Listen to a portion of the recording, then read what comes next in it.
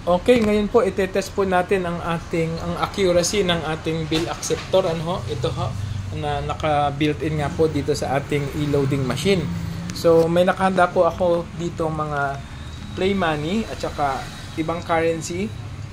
At ganun din nakahanda din po ang tunay na pera nandito po Itetest po natin kung ito po ba hindi ba tumatanggap ng mga fake money or play money.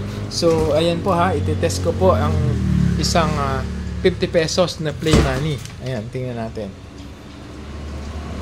Oops. Ayan, binabalik niya po While if kung 50 pesos naman po na tunay na pera ipasok natin. Ayan, makikita po natin.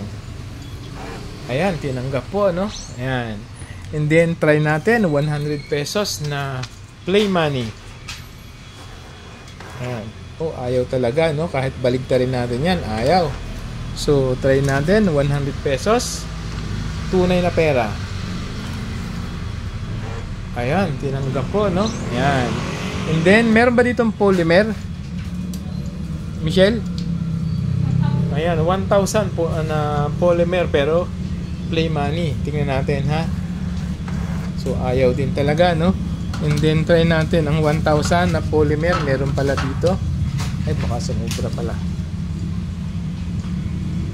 Ay mamaya na lang. Ito muna 500 na play money.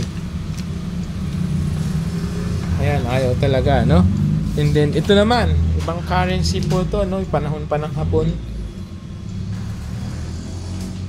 Ayaw talaga Ibig sabihin hindi talaga tumatanggap ng ibang currency o fake money ang ating machine. Ito naman po tunay na pera, 200 pesos. Ayan, di ba? Ayan, count agad. And then yung 500 kanina. Ayaw, bumabalik din to Ayan.